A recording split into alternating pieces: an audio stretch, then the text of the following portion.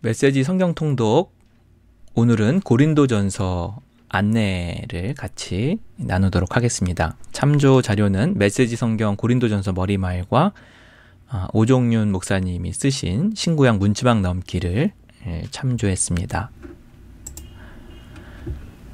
먼저 지도를 좀 보시면은요, 바울의 2차 선교 여행이 주후 49년에서 51년에 진행하는데요. 3년 동안 여기 보시면은 그 고린도에 1년 6개월을 머물게 됩니다. 그러니까 2차 선교 여행의 절반가량을 고린도에서 바울이 얼마나 애를 쓰면서 복음을 전했는가를 알 수가 있습니다. 고린도 전서는 3차 선교 여행 때, 3차는 주후 52년에서 57년 바로 이어서 3차 여행을 하는데, 에베소 교회에 있을 때 고린도 전서를 쓰게 됩니다. 여기가 이제 에베소가 가운데 있는 곳이죠. 에베소에서 56년경에 이제 고린도 전서를 쓰게 됩니다. 그러니까 고린도 교회는 2차 선교 여행 때 세워진 교회이고, 고린도 전서는 3차 선교 여행 때 56년경에 에베소에서 쓰게 됩니다. 이 고린도가 항구 도시였기 때문에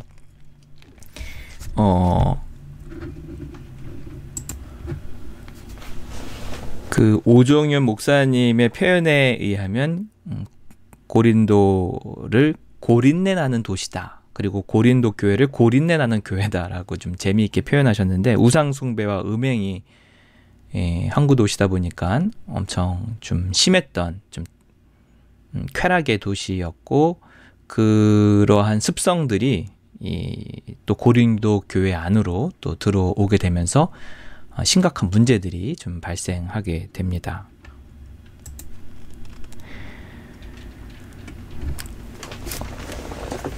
그리스도인이 되는 것과 동시에 훌륭하게 되는 것은 아니죠. 그렇죠? 그렇게 되면 얼마나 좋겠습니까? 그러나 우리가 예수님을 믿고 나서도 여전히 옛 습성들이 남아 있습니다. 근데 그런 것들을 이제 덜어내고 벗어나는 그런 과정을 이제 성화 과정이라고 하는데, 고린도 교회는 이제 그런 초창기에 그런 옛 습성 때문에 좀 진통을 앓았던 그런 교회였습니다. 이러한 소문을 듣고 바울이 여기에 대한 해결책과 제안을 하게 되는데, 제일 큰 문제가 이제 파당이 형성됐어요. 이제 바울이 거기에 복음을 전해줬고, 두 번째 목회자로 아볼로가 이제 가게 됐는데, 이 두 파가 이제 갈라져서 굉장히 좀 심각한 문제가 발생하게 됩니다. 바울은 우리는 그냥 일꾼일 뿐이다. 그래서 같은 마음을 가지고 한 마음이 되어라라고 권면을 하죠. 그리고 이제 그 교회 안에서 문제가 발생했을 때 이제 세상 법정으로 고소하는 일이 생기는데, 성도도 심판의 권세를 가지고 있는 사람들이다. 이것을 세상으로 가져가지 말고 그냥 손해보더라도 속아 주어라라고 이제 이 문제를 권면합니다. 그리고 음행의 문제, 이제 타락한 도시다 보니까는 그 몸 파는 여성과 또 이렇게 거기서 음행하는 그러한 일들이 그 교인 안에서 이루어지면서, 우리 예수님 믿고 이제 자유해졌으니까 이런 거 상관없지 않느냐, 이런 문제가 또 발생하게 돼요. 이게 옛 습성들이 그대로 남아 있는 거죠. 그러나 사도 바울은 우리가 예수 그리스도를 통해서 죄사함을 받고 자유해졌기 때문에 모든 것이 가하지만 유익한 것과 유익하지 않은 것을 구분할 수 있는 분별력이 필요하다. 그리고 우리 몸은 성전이기 때문에 음행을 범하면 우리 안에 죄가 들어오게 된다라고 하면서 음행을 근절할 것을 또 얘기합니다. 그리고 근친에 문제가 생겨요. 아버지의 아내, 아마 첩이었을 것으로 추정이 되는데, 그 아내와 같이 사는 이런 좀 부도덕한 문제가 또 생기게 되면서 이것을 이제 고린도 교회가 제대로 해결하지 않고 그냥 얼버무리면서 이 문제를 덮어버렸기 때문에 이런 작은 누룩이 전체 공동체를 병들게 한다고 하면서 일벌백계 해야 함을 이것은 이렇게 도려내야 한다고 바울은 또 이야기하고 있습니다. 뭐 고린도 교회뿐만 아니라 지금 한국 교회도 많이 병들어 있죠. 이런 문제들이 특별히 이렇게 갈라져서 두 파로 갈라져서 교회가 분열되는 일들, 또 서로 고소하는 일들, 또 음란한 문제들 여전히 우리 안에도 또 도사리고 있는 한국 교회의 실체이기도 합니다.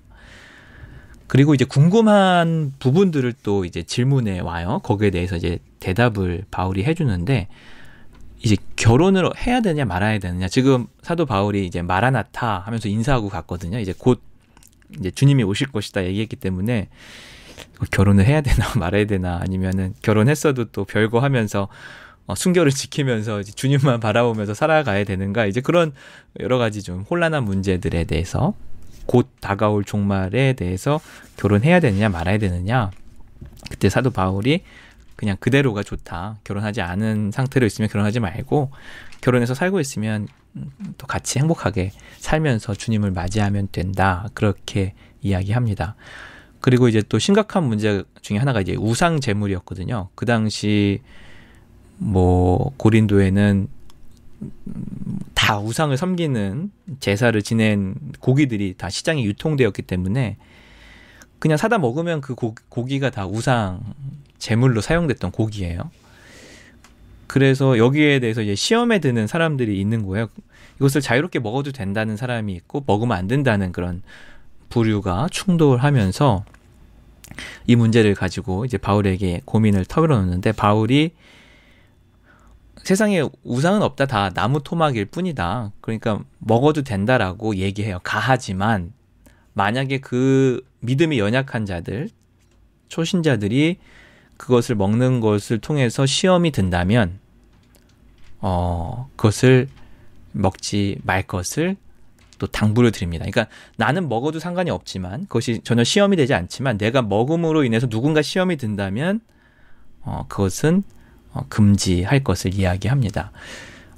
이런 문제가 또 여전히 우리 안에 있죠. 그 술, 담배 문제가 우리 그리스도, 특별히 한국 그리스도 교회 안에 좀 하나의 좀 문제가 되는 경우가 많이 있는데, 그 뭐 제가 얘기 들어보면 해외에 계신 그 선교사님들이나 목회하시는 분들, 어느 나라라고 또 얘기하면 또 문제가 되기 때문에 거기서는 목회자들이 술, 담배가 되게 참 자유로운데, 우리나라 이제 풍토 안에 술, 담배가 이제 그 초창기부터 좀 금지되어지는 문화가 어떻게 보면 좀 정착이 됐어요. 한국 문화 안에, 기독교 문화 안에.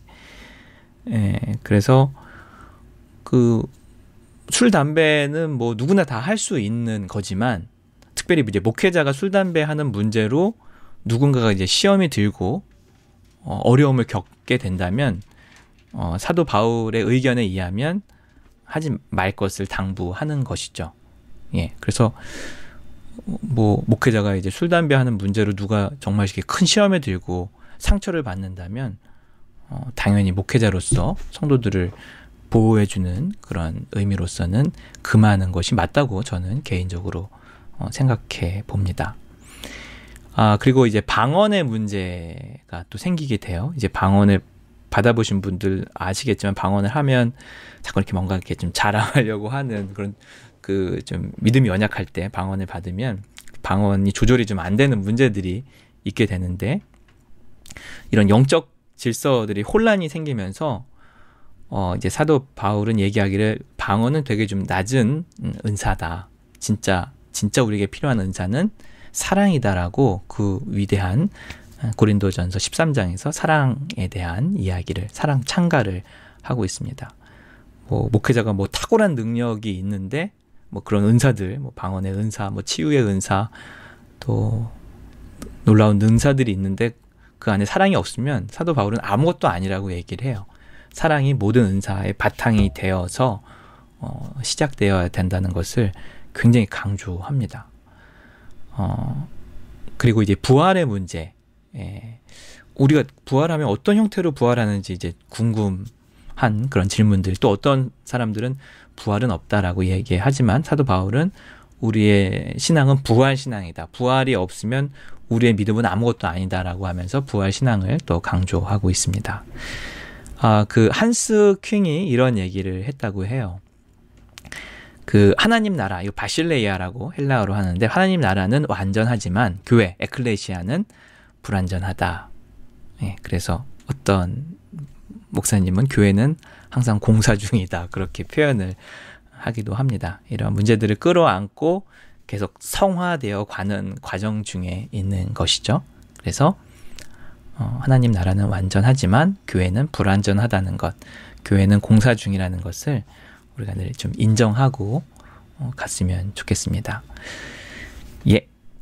이렇게 좀 전체적인 맥락을 좀 이해하면서 고린도전서를 보시면 좀 더 재밌고 쉽게 또 말씀에 다가갈 수 있을 것입니다. 감사합니다. 메시지 성경 통독 고린도전서 1장입니다. 주님 말씀하옵소서. 주의 종이 듣겠나이다. 아멘. 고린도전서 1장. 나 바울은 하나님의 계획하심에 따라 나에벗 소스테네와 함께 메시아이신 예수의 부르심과 보내심을 받았습니다. 나는 고린도에 있는 하나님의 교회에 속한 여러분, 곧 예수께서 깨끗게 하시고 하나님으로 충만한 삶을 위해 구별된 신자들에게 이 편지를 보냅니다. 또한 나는 어느 곳에 살든지 예수께 진심으로 부르짖는 모든 이들에게도 문안합니다. 예수께서는 우리의 주님도 되시지만 그들의 주님도 되시기 때문입니다. 하나님 우리 아버지와 주 예수 그리스도께서 주시는 온갖 선물과 은혜가 여러분의 것이 되기를 바랍니다. 나는 여러분을 생각할 때마다 나는 여러분을 자주 생각합니다. 예수께서 주신 삶, 곧 자원하여 즐거운 마음으로 하나님께 나아가는 여러분의 변화된 삶에 대해 하나님께 감사를 드립니다. 여러분 안에 일어난 변화는 끝이 없습니다. 그것은 말과 지식을 넘어섭니다. 내가 여러분에게 전해준 그리스도에 관한 증거가 참되다는 것이 여러분의 삶을 통해 확실하게 증명되었습니다. 생각해 보십시오. 여러분은 아무것도 필요하지 않습니다. 여러분은 전부를 얻었기 때문입니다. 여러분이 우리 주 예수께서 이 세상의 마지막 무대에 등장하기를 간절히 기다리며 살아가는 동안 하나님의 온갖 선물이 바로 여러분 앞에 있습니다. 그뿐 아니라 예수께서 모든 일을 마무리 지으실 때까지 하나님께서 친히 여러분 곁에 계시면서 여러분을 흔들리지 않게 해주시고 가던 길에서 벗어나지 않게 해주실 것입니다. 여러분을 이끌어 이 영적 모험을 하게 하신 하나님께서 자기 아들이시며 우리 주님이신 예수의 생명을 우리와 함께 나누고 계십니다.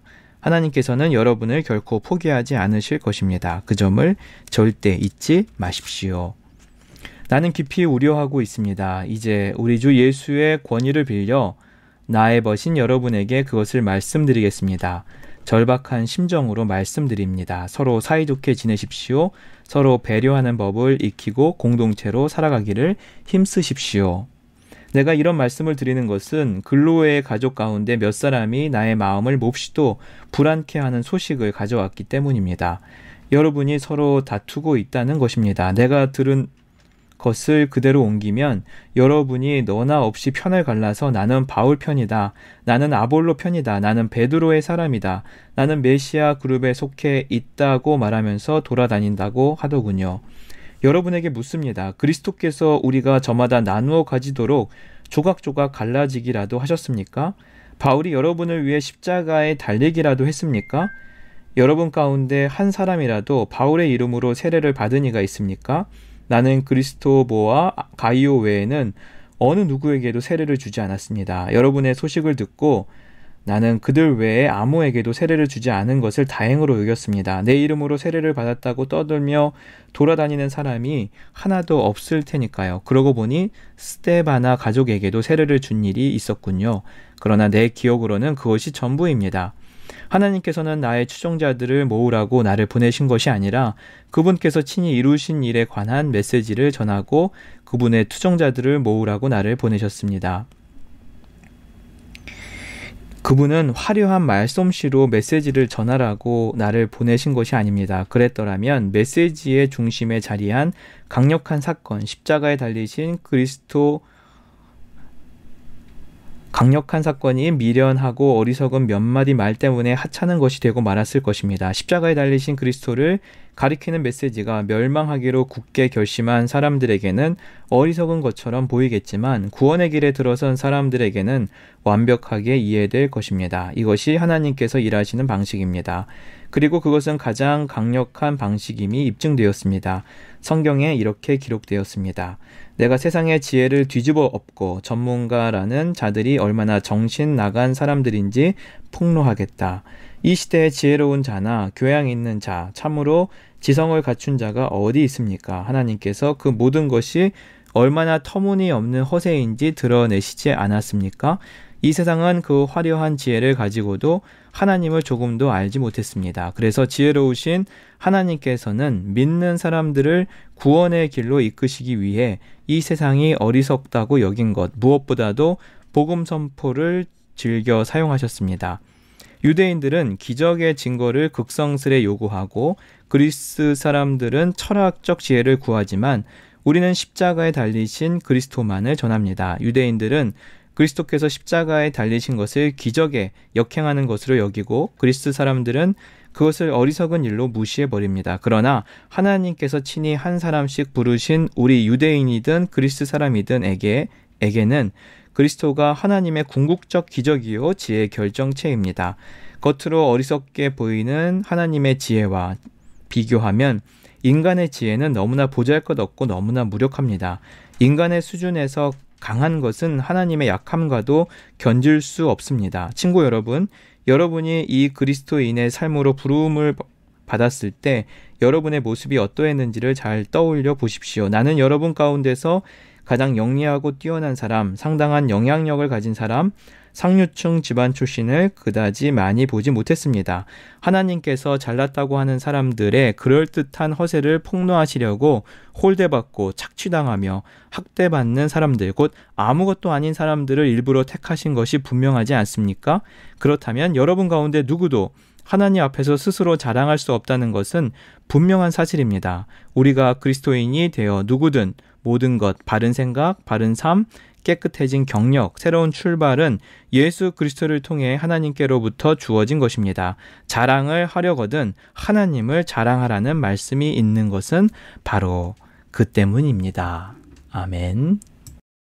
오늘의 묵상 기도입니다. 주님, 서로 사이좋게 지낼 수 있도록 배려하고 사랑하는 법을 가르쳐 주옵소서. 아멘.